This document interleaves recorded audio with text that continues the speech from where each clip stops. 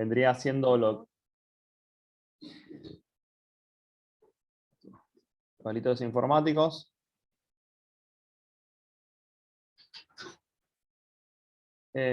Son una forma de protección que se realiza para determinados tipos de bienes de la vida. Es la máxima protección que el legislador le puede otorgar a algún valor por considerarlo de máxima valía para la sociedad, por considerarlo fundamental para toda la sociedad. Por eso el legislador, digamos, crea lo que son los delitos. En este caso, los delitos se realizan por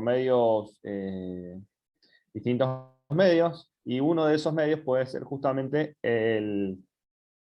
la herramienta informática. Por ese motivo es importante que veamos, que sepamos qué es lo que se puede hacer, qué es lo que no, porque con la herramienta informática tiene una herramienta muy poderosa en sus manos. Entonces pueden llegar a generar un montón de daños, o inclusive les pueden ofrecer hacer cosas que están mal y que por ahí no saben. Y decir, bueno, qué tan mal está, no sé qué es lo que puede ser. Entonces está bueno que obtengan un margen de conocimiento para saber cuáles son los carriles por los cuales pueden desarrollar su actividad. Entonces, bueno, vamos a empezar a hablar un poquito de lo que son las distintas protecciones que otorga el derecho, ¿no? Son distintas, según la valoración que realiza el legislador, se le otorga a diferentes valores de la vida, que pueden ser objetos o derechos susceptibles de valoración, distintos tipos de protección según el interés que tenga la sociedad sobre los mismos. Es decir, que bueno, todo parte de una valoración. Pensemos que hasta hace no mucho, hasta hace un par de meses, digamos, la protección de la persona por nacer tenía un valor fundamental, por lo cual estaban prohibidos los abortos. Después, bueno, han sido despenalizados bajo ciertas circunstancias, que termina en cierto sentido despenalizando casi todos los abortos. El texto de la ley, que supuestamente había por un decreto lo iban a corregir, que nunca se sabe qué pasó. Pero bueno, entonces se hace una valoración jurídica, decir, bueno, ¿qué bien es importante? Decimos, bueno, la propiedad es importante, la libertad es importante, la vida es importante, la integridad física es importante. Entonces, a partir de esa valoración que se realiza, ¿cómo se llama? Se legisla otorgando distintos niveles de protección. ¿Cuáles son los niveles de protección o qué es lo que puede hacer el legislador? Puede partir de lo que es la penalización, la regulación o la desregulación de una actividad. Son las cosas que se pueden realizar. Tenemos que partir de la base de que la Argentina, por más que muchos gobernantes, legisladores, doctrinarios o como fueren, por más que no lo quisieran o que se opongan a esto, la Argentina nació en su génesis como un Estado liberal, por más que a partir de la reforma del 94 se sociabilizó un poco. Pero establece principios liberales, que son derechos y garantías individuales que tienen las personas, en contra de los estados, se podría decir, pero como existen esos derechos y esas garantías, esas libertades, son límites a los gobernantes. Entonces, se considera, digamos, que todo lo que no está prohibido está permitido, ¿no? Esa es la regla general de libertad, que es una regla que viene justamente del liberalismo de Kant. El constitucionalista, perdón, de 1853 estableció lo que era la cláusula de reserva, que establece que todo lo que no está prohibido está permitido, y hallamos dicha cláusula constitucional en el artículo 19, que expresamente dice que las acciones privadas de los hombres que de ningún modo ofendan al orden y la moral pública ni perjudiquen a un tercero, están solo reservadas a Dios, exenta de la autoridad de los magistrados.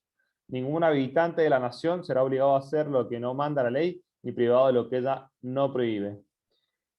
¿Esto qué es lo que es? Es la cláusula de reserva que establece, bueno, los actos privados de los hombres no pueden, digamos que no, obviamente que no constituyan un delito, que no constituyan una violación al orden público.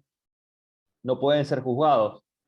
Por ejemplo, si yo estoy en un pueblo donde son todos de un equipo de fútbol y yo soy hincha de otro equipo de fútbol, nadie puede venir acá a mortificarme.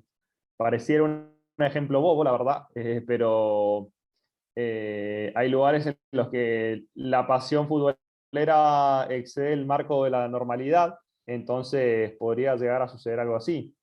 O bueno, a partir de esto, por ejemplo, se han aplicado, se han declarado inconstitucionales los magistrados, lo que es la tenencia de drogas para el consumo, que dicen, bueno, es un acto privado que una persona realiza en la intimidad, que no molesta a nadie.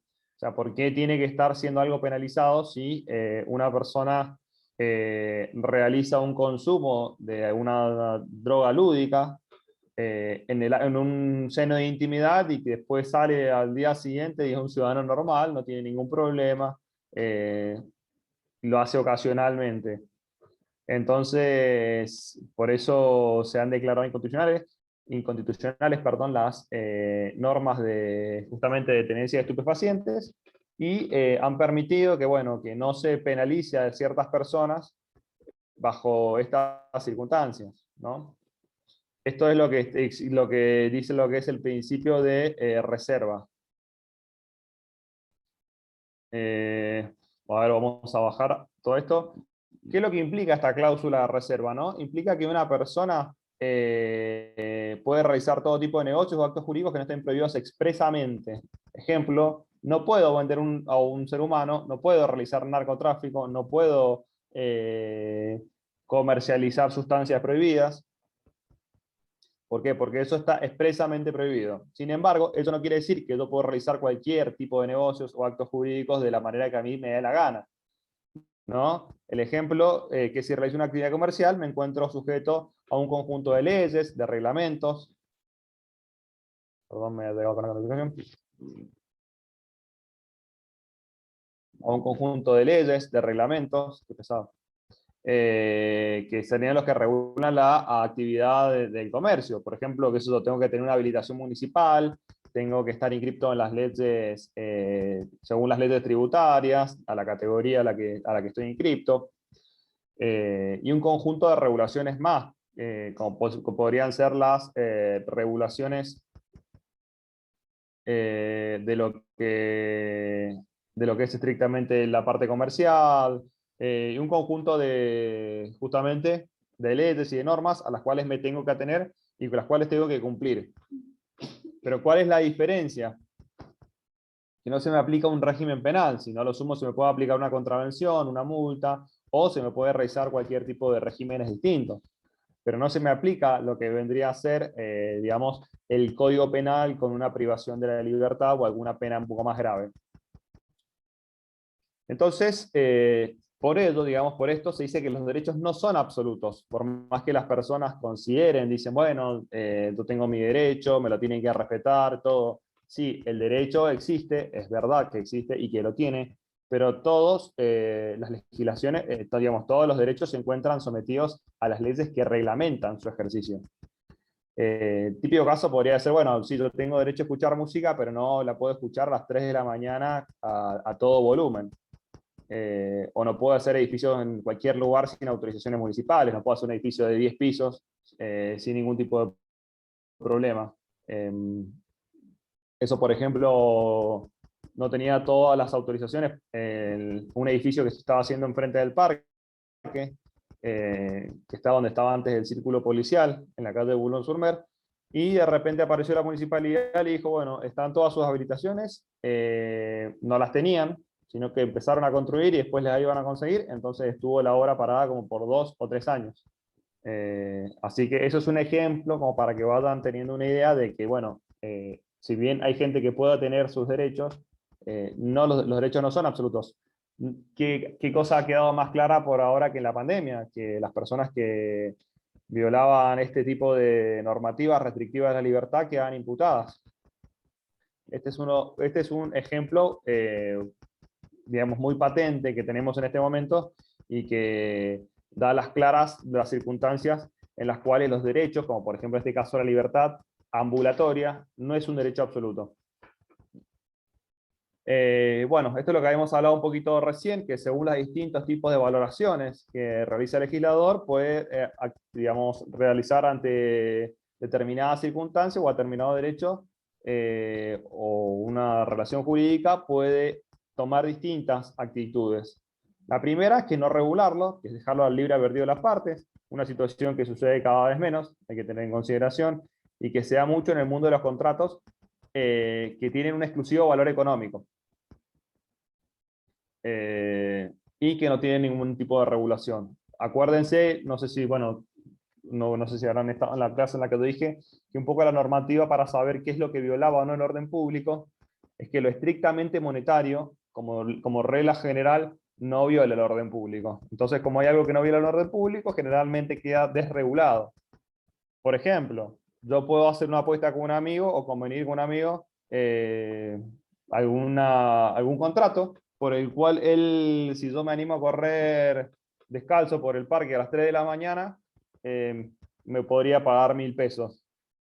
Ese contrato es válido, no tiene ningún tipo de regulación y está librado a la actividad de las partes.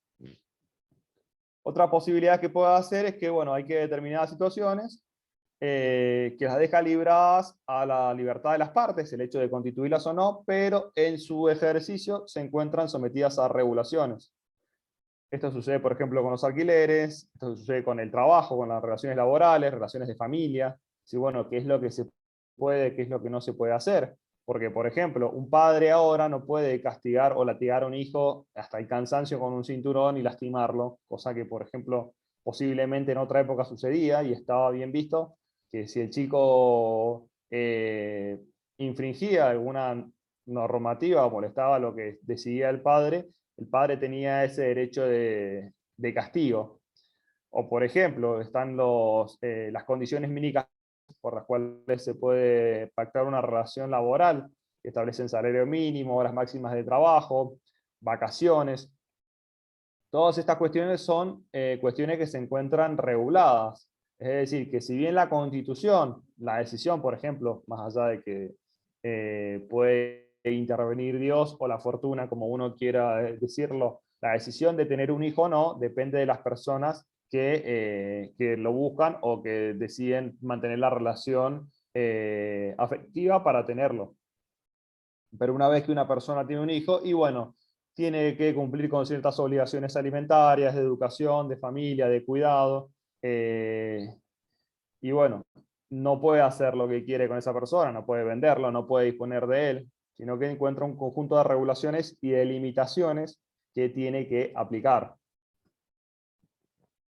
Y después, bueno, está lo que habíamos hablado en un principio, que está el máximo nivel de protección del Estado, que es la penalización. La penalización se produce en situaciones de fundamental importancia para el Estado y para permitir una adecuada convivencia social. Por eso es tan importante y las regulaciones son tan mínimas. Las penalizaciones se encuentran reguladas en el Código Penal y en las distintas leyes penales que establecen un catálogo de derechos. Fuera de ese catálogo expresamente determinado, o en cuanto a lo que es el Código Penal o las leyes penales, no puede considerarse a una conducta humana como delito. Por ello se dice que los delitos son de interpretación restrictiva y se prohíbe hacer analogía, decir, bueno, una persona estaba comerciando un lechón y el lechón es un ser vivo y el ser vivo se asemeja a un ser humano, por eso está cometiendo un delito y consideramos que aplicamos analógicamente la ley penal y a la persona no puede comerciar el lechón, entonces tiene que tener la misma pena que si una persona estuviese comerciando a un niño. Eso es un ejemplo para ir un poco burdo, pero la idea es que se entienda, ¿no? No se puede aplicar a situaciones similares las mismas consecuencias jurídicas, como si se produce, por ejemplo, con los alquileres. Y bueno, los alquileres se pagan del 1 al 10 para los inmuebles. En este caso está alquilando maquinaria, y la maquinaria la alquiló por un plazo de 3 años, y bueno, se asemeja al contrato de alquiler. Bueno, entonces el alquiler, si no dice nada, tendría que pagarse del 1 al 10. En ese caso sí se puede aplicar la analogía, ¿no? Eso es lo que habría que ver, a diferencia de lo que ocurre con el derecho penal. que el derecho penal te establece y dice, bueno, esta es la conducta, estas son las formas de cometerla, estas son las personas perjudicadas, si no cumple con dichos requisitos, no se considera un delito. Además de un montón de cosas más que se hacen en el análisis jurídico. Pero hay que tener en consideración que se hace una interpretación sumamente restrictiva. Es decir, que no es sencillo que una persona realice una conducta que es delito, y si hay un delito que se legisla con posterioridad, no se le puede aplicar a esa persona. Así que es algo que tienen que tener en consideración, de que los delitos son de interpretación restrictiva. Dando clases.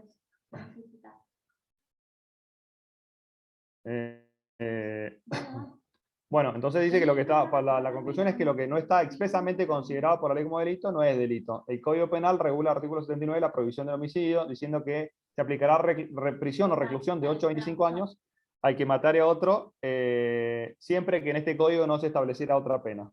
Así puede observarse que se prohíbe la conducta del homicidio y se le otorga una pena, porque se considera la vida como un valor fundamental.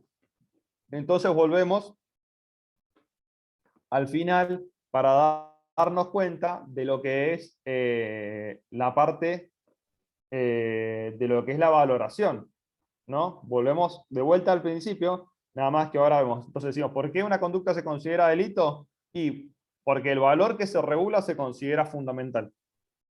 En este caso, la vida de la persona, no por nacer, sino la persona nacida. Bueno, en cuanto a lo que es la mayor cantidad de regulaciones penales, si bien hay un conjunto de legislaciones especiales, como por ejemplo vimos en la violación de la propiedad intelectual y de los derechos de autor, que se penaliza, la mayor cantidad de delitos, o casi todos los delitos, salvo raras excepciones, se encuentra en lo que es el Código Penal, que es lo que establece el catálogo de delitos, y lo hace en su libro segundo, regulando 13 títulos, son 13 capítulos diferentes. Dentro de esos títulos encontramos a los delitos informáticos, regulados en distintas partes del código, ¿no? Así no se establecen dentro de lo que es un delito, se establecen o se pueden establecer lo que son las situaciones atenuantes o las situaciones agravantes. Por ejemplo, en un robo resulta ser un agravante la participación de un menor o el uso de un arma de fuego, ¿no? Eso para que tengan una idea, eso es agravante. Y podría ser un atenuante, por ejemplo, un estado de necesidad, como por ejemplo que una persona esté sufriendo hambre, un hambre extrema, una pobreza extrema que los llevó a robar para darle de comer a su familia. No estamos justificando un delito, sino que estamos diciendo que podría llegar a ser un atenuante, por ejemplo. Bueno, ahora ya explicamos un poco lo que son los conceptos penales, cómo es el razonamiento penal, que es un razonamiento que nace de una valoración, que es la valoración máxima, y que a partir de ahí, esa valoración máxima se traslada o se transforma en un catálogo de delitos, que esos delitos son de interpretación restrictiva. Ahora vamos a empezar a hablar un poco justamente de los delitos, o de los catálogos de delitos estos, que se pueden realizar mediante medios informáticos y que se encuentran regulados. Dentro de esto, el primero que vamos a hablar son los delitos de calumnia e injuria. ¿Qué es la calumnia? Y la calumnia es la falsa imputación de un delito a una persona. Como por ejemplo, podría decir que tal persona robó en tal o cual lugar y realizó tal o cual acto delictivo. Ese delito es un delito, pues una violación al honor de la persona. Imagínense que yo estoy acá en una reunión y ustedes empiezan a decir, no, mira, el profesor Rodrigo Iñazú es un delincuente y robó del Banco Macro tal día, o no sé, se encarga de estafar a personas. En este caso, yo me encontraría violentado en mi honor, ¿no? Entonces es algo que yo podría establecer y hacer una acción, que es una acción de querella, para reivindicar lo que sería mi honor y para que le apliquen una sanción a la persona que realizó dicha afirmación de una falsa imputación de un delito.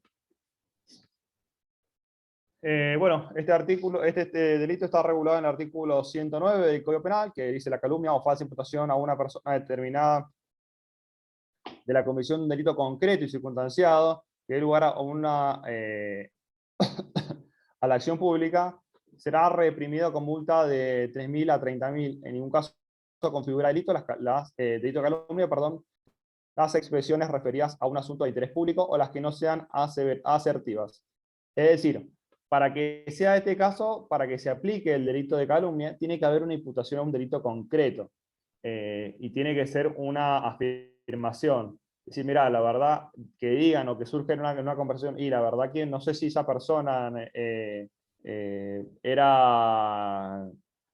es una persona de fiar, por ejemplo, o una persona habrá realizado actos delictuales, y sin establecerlo de una forma asertiva, o sin haber dicho, o decirlo en forma genérica, o sin decirlo eh, en forma concreta, atribuida a una circunstancia de modo, de tiempo y de lugar concretos, no constituiría lo que es el delito.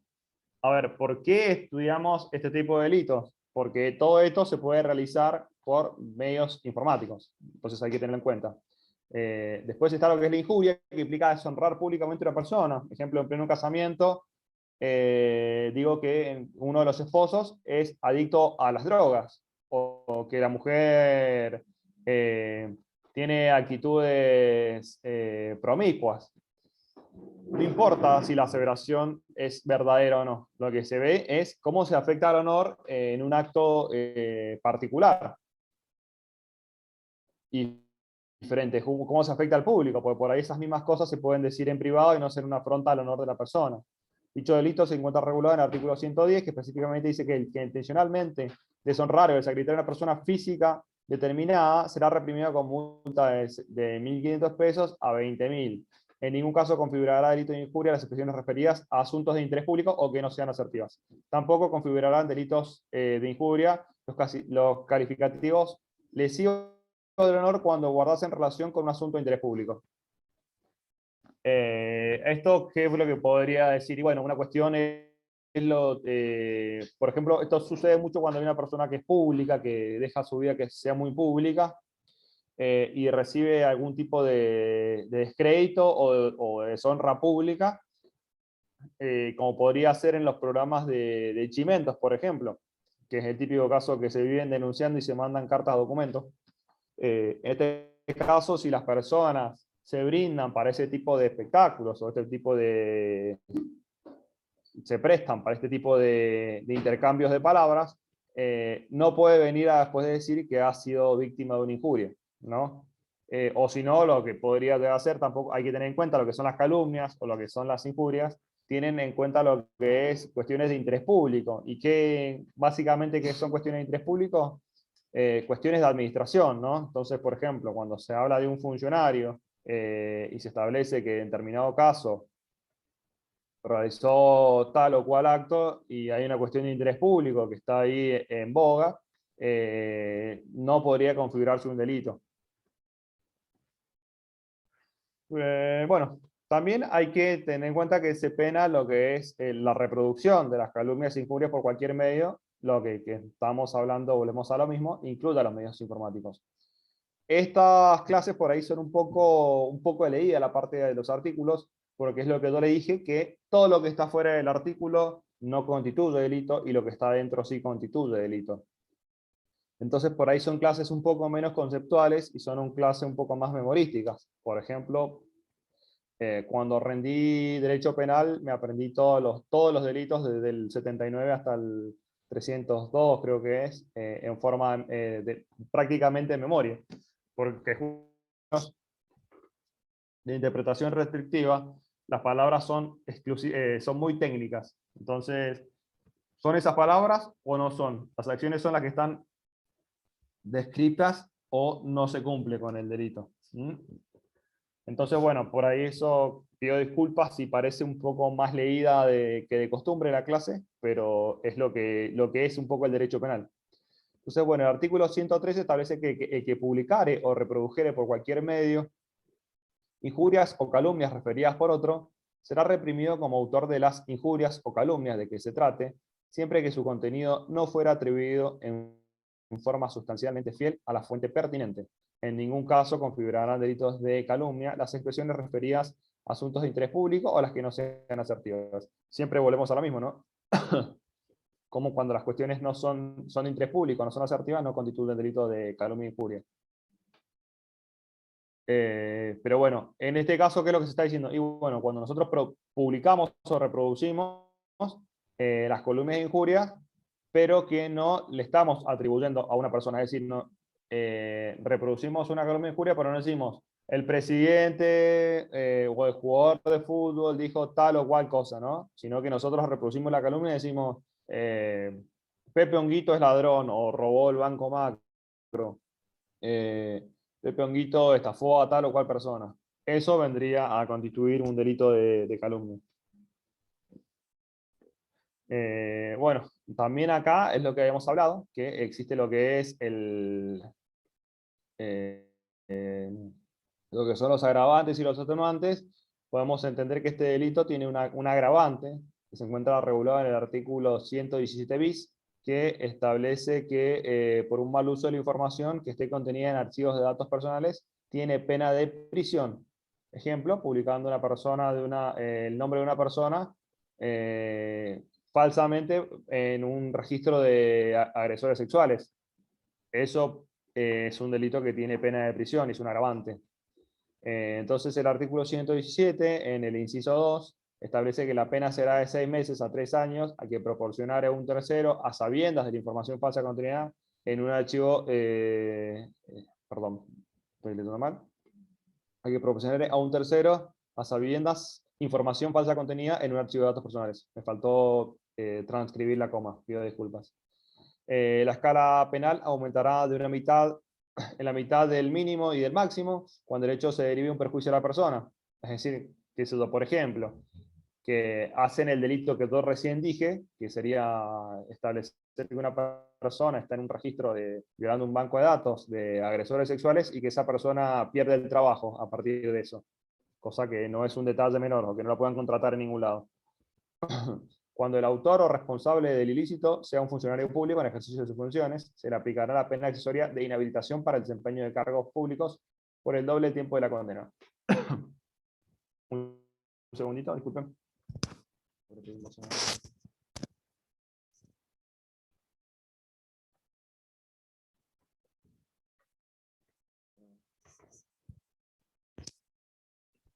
Perdónenme, tuve que tomar un poco de agua, me estoy quedando sin voz para hablar. Ahora me siento un poco mejor. Bueno, después está lo que vendría siendo avanzando en el Código Penal, establecer lo que sería el delito de pornografía infantil. Estos delitos, ¿qué es lo que tratan de evitar? Tratan de evitar de que sean reproducidas y comercializadas imágenes de menores dedicados a actividades sexuales explícitas, ¿no? Alguna foto, algún video, algún dibujo podría considerarse un retrato de menores realizando actividades sexuales. Este delito puede realizarse por medios informáticos. Es el típico caso que, bueno, han condenado no sé si el año pasado o el anterior, a un médico por tener justamente pornografía infantil en su celular y por filmarse y reproducir los videos. Este es un delito que se puede justamente reproducir por medios informáticos, ya que la informática es un medio de reproducción y distribución masiva de contenidos. En este caso hay que tener en cuenta algo que es muy particular, que son los delitos que también se pena a las personas que tienen la posesión de imágenes de ese tipo. Ahora le voy a leer el artículo. Pero entonces, lo que debe realizar una persona cuando le llega algún tipo de imágenes de un menor de edad realizando actividades sexuales explícitas es que debe de borrar instantáneamente dicha imagen y en lo posible realizar una denuncia. Porque es la única manera de cortar con el delito. Así que bueno, voy a leer el artículo 128 que establece que será reprimido con prisión de 3 a 6 meses, perdón, de 3 a 6 años, el que produjere, financiare, ofreciere, comerciare, publicare, facilitare, divulgare o distribuyere por cualquier medio toda representación de un menor de 18 años dedicado a actividades sexuales explícitas, o toda representación de sus partes genitales con fines preeminentemente sexuales, al igual que el que organizara espectáculos en vivo de representaciones sexuales explícitas en la que participen dichos menores. Acá hay que entender que es distinto a una actividad sexual, una representación de actividad sexual que, por ejemplo, que podría ser una representación académica, ¿no? O una foto, por ejemplo, podría ser justamente en la Universidad de Medicina, con una clase de biología. Hay que entender justamente que lo que determina el delito es la finalidad sexual del delito. Entonces, es algo que hay que ver. Después, bueno, se establecen los distintos atenuantes, o los distintos tipos de delitos, que es lo que digo acá, que les conté, que será reprimido con prisión de 4 meses a 1 año el que a sabiendas tuviera en su poder representaciones descritas en el párrafo anterior, es decir, que sabía que tenía imágenes pornográficas. Un actor famoso de Estados Unidos que era el actor de la serie Glee, que lo encontraron con un montón de pornografía infantil y había estado, fue imputado y se terminó suicidando. Hay que tener en cuenta la gravedad de este hecho, porque no es un hecho menor y todas las penas pueden ser, digamos, acumulativas por la cantidad de imágenes distintas recibidas en distintos momentos. Bueno, también va a ser reprimido con pena de prisión de 6 meses a 2 años al que tuviera en su poder representaciones de las descritas en el primer párrafo con fines inequívocos a la distribución o comercialización. Después también será reprimido con prisión de 1 mes a 3 años al que facilitar el acceso a espectáculos pornográficos o suministrar material pornográfico a menores de 14 años. Todas las escalas previstas, este artículo se elevará a 1/3 en su mínimo y en su máximo cuando la víctima fuera menor de 13 años. Después, bueno, tenemos otro delito, que es el delito de grooming, que es un delito que es muy actual y hay que tener mucho cuidado, en este caso hay que trabajar mucho sobre los menores de edad para entender o explicarle qué puede suceder, que es un delito que prohíbe el contacto de los mayores con los menores por medios electrónicos, con el fin de cometer un delito, un delito contra la actividad sexual. En el típico caso de una persona se hace pasar por menor de edad, un mayor, y contacta a un menor o a una menor y le dice, bueno, juntémonos en un café, o vamos a jugar a tal lado, o vamos a hacer tal cuestiones, y después lo rapta, o intenta realizar un acto de una agresión sexual. El simple hecho del contacto con esa finalidad ya constituye un delito. No hace falta que la persona, ¿cómo se llama? La persona efectivamente llegue a la comisión del acto sexual. Pero es el típico caso, para que lo entiendan, lo que es lo que dijimos. Una persona contacta por Facebook o por Instagram o por WhatsApp a otra persona, haciéndose pasar por un menor o por otro sujeto, y después trata de abordarlo o de agredirlo sexualmente.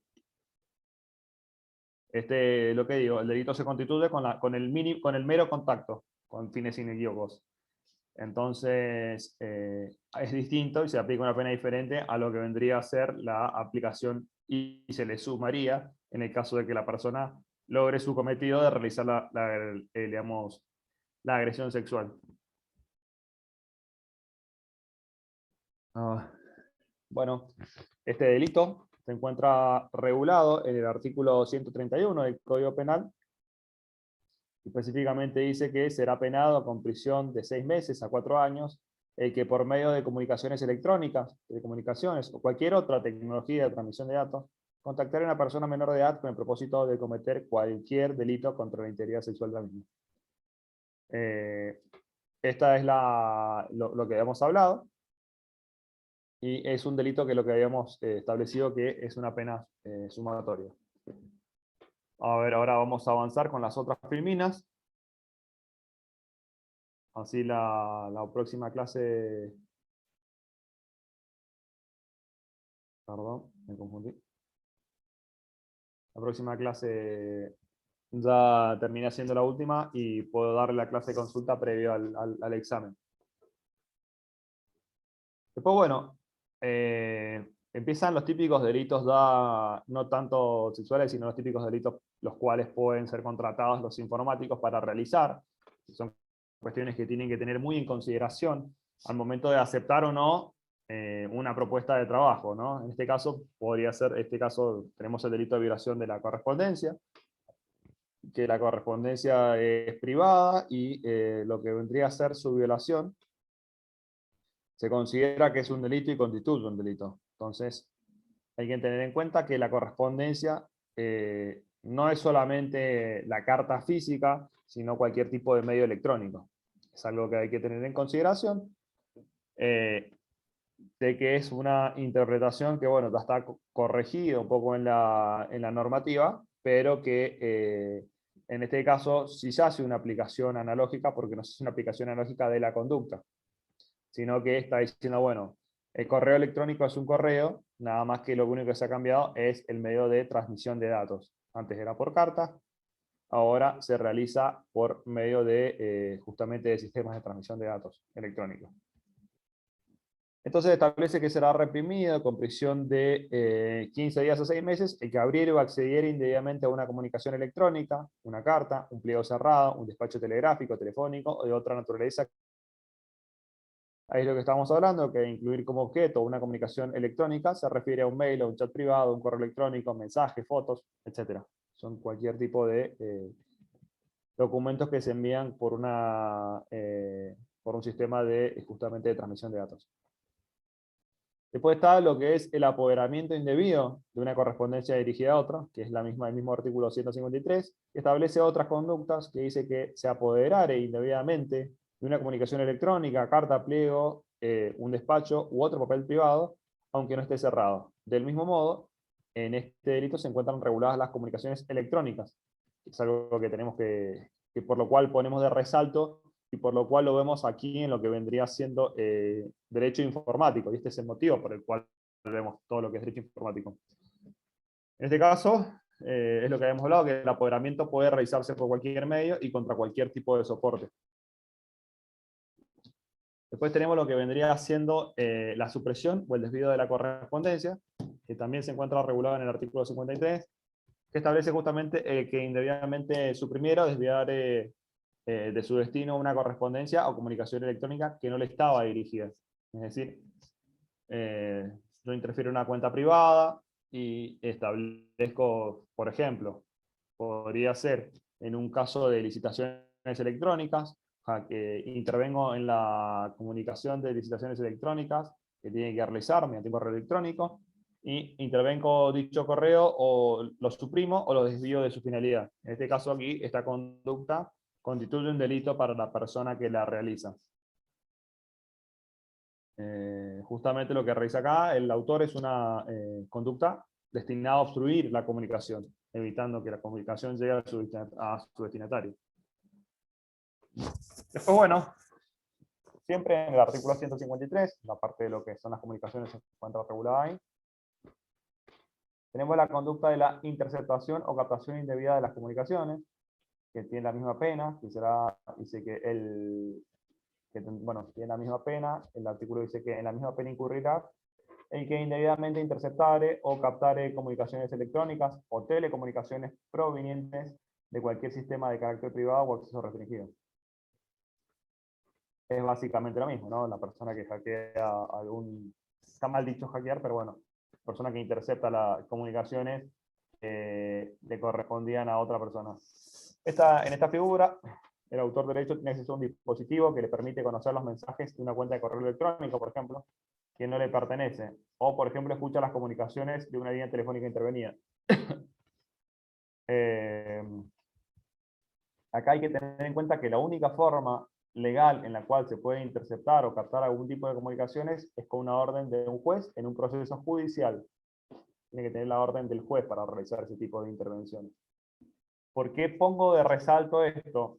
Porque puede ser que muchos de ustedes sean contratados en algún momento por la policía o alguna empresa de seguridad, o trabajar en este tipo de seguridad informática, y le soliciten decir, no, bueno, entra en el celular de tal persona, o realizar tal tipo de cuestión, o usar tal sistema para hackear tal cuenta. ¿Y qué pasa? Ustedes por ahí, como reciben una orden, o algún informático recibe una orden de su superior o de un policía, en este caso, en investigación, acepta dicha propuesta o lo considera como una orden obligatoria, o considera que está bien, tiene que entender que está incurriendo en un delito, que no se puede hacer eso, sino que para realizar dicho tipo de actividad, justamente tiene que tener la orden de un juez competente en una causa penal particular. Después, bueno, tenemos que considerar que este delito tiene agravantes. La pena es de 1 mes a 1 año. Si el autor además comunicare a otro, publicar el contenido de la carta, escrito, despacho de comunicación, o si el hecho lo cometiera un funcionario público y abusar de sus funciones, sufrirá además la pena de inhabilitación especial por el doble del tipo de la condena. Este es el caso que acabo de decir recién. La policía que en el medio de una investigación obtiene este tipo de datos y los divulga. Este hecho también constituye un delito que por ser funcionario público sufre la pena accesoria de la inhabilitación por el doble del tiempo de la condena. En este caso, bueno, hay que tener en cuenta que funcionario público se ejerce a cualquier persona que realiza alguna actividad pública, que cumple una función pública. Es decir, que cualquier empleado público puede llegar a constituir la persona, el sujeto que realice dicha conducta indebida, ¿no? Entonces, esto hay que tener en cuenta por lo que dijimos.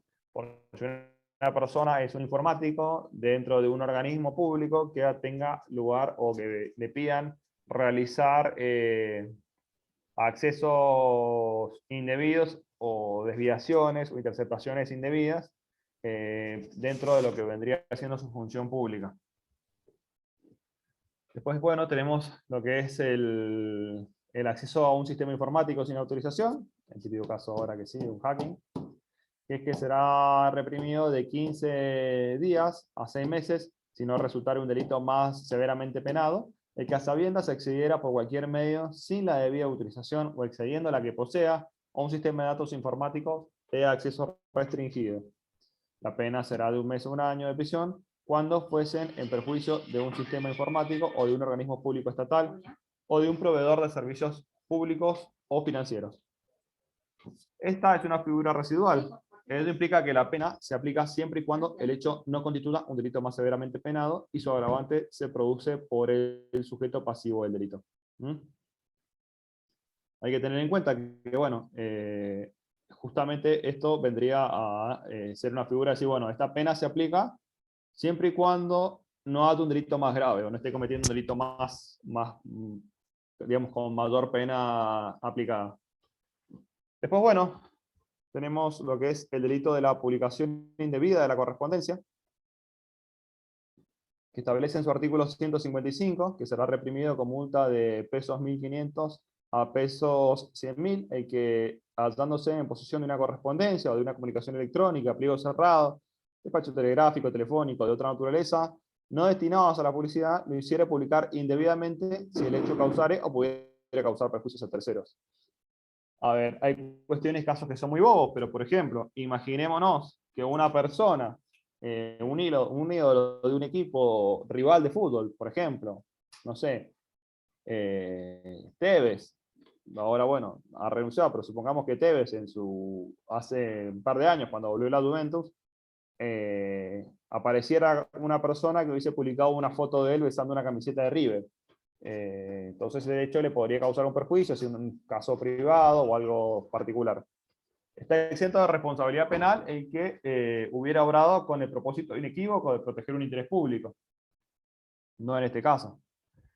Aquí la persona tiene la tenencia o posesión legítima de la comunicación del documento, pero en cuanto a lo que es la exención, el hecho de publicar los datos para defender un interés público, como podría ser una persona que revela los datos de un infectado en una pandemia, justo salió el tema este, lo había hecho hace 3 años, y se no libera de otro tipo de responsabilidades como pueden ser administrativas, como por ejemplo ser echado de un empleo público, empleos civiles, perdón, los daños y perjuicios civiles. En este caso surgió, por ejemplo, para un ejemplo, un caso de un ayudante fiscal, que cuando estaban iniciando la pandemia, publicó o hizo circular que en tal y tal caso se había enterado de que había una persona que estaba infectada con coronavirus, cuando tener coronavirus parecía digamos, tener, no sé, la peor enfermedad del mundo. Ahora todos la tienen y la han tenido, yo de hecho la he tenido. Pero en ese caso constituía un delito, o podía constituir, digamos, no constituía un delito porque era de interés público, pero sí se le aplicaban sanciones administrativas. Y después, bueno, como último delito que vamos a ver hoy, tenemos lo que vendría siendo la violación del secreto profesional, que en el artículo 156 establece que será reprimido con multa de pesos 15.000 a pesos 90.000 e inhabilitación especial en su caso, por 6 meses a 3 años, al que teniendo noticias por razón de su estado, oficio, empleo, profesión, arte o causa de un secreto cuya divulgación puede causar daño, lo revelare sin justa causa. Esto puede ocurrir cuando se accede legalmente, por profesión, a datos, digamos, de los cuales no se guarda un secreto. Puede suceder en cualquier tipo de ámbito laboral y sobre todo en la profesión informática, que se obtienen datos e informaciones de sistemas privados y no destinados a la publicidad. Bueno, es un poco lo que estábamos hablando más temprano, de lo que podría hacer una persona trabajando para una oficina, un organismo público, en la cual acceda a determinados datos, como por ejemplo, no sé, datos bancarios, o a datos de interceptación de conversaciones privadas, dentro de lo que es un proceso legal, digamos, con una orden de un juez, pero la persona después divulga dicha información. En este caso se produciría lo que vendría a ser la violación del secreto profesional, y tiene esta pena justamente establecida en el Código Penal. Bueno, hemos sido bastante rápido, va a quedar solamente una clase, que vamos a seguir viendo los delitos informáticos. Pido disculpas porque las clases son un poco leídas en este caso, pero la verdad que el derecho penal, justamente como les expliqué en un primer momento, como es el razonamiento, que es de interpretación restrictiva, entonces esa conducta que está establecida con esas palabras en la ley, se dice en derecho el verbo típico, ¿no? El verbo que se encuentra tipificado, ese que se aplica y no otro. Por eso, a riesgo de incurrir en algún error utilizando algún término análogo, siempre prefiero en este tipo de materias, que son las materias penales, revisar la lectura, porque es más técnico y se condice más con el razonamiento jurídico penal, que es distinto a otro tipo de razonamientos. Así que bueno, chicos, esto ha sido todo por hoy. Los dejo y bueno, que tengan una buena semana y da la próxima clase, no sé si va a ser la semana que viene o la otra. Terminamos y vamos a tener lo que es la clase de consulta cuando me lo pidan para poder rendir el examen. Un saludo y que estén muy bien. Adiós. No, estamos listos, ¿no?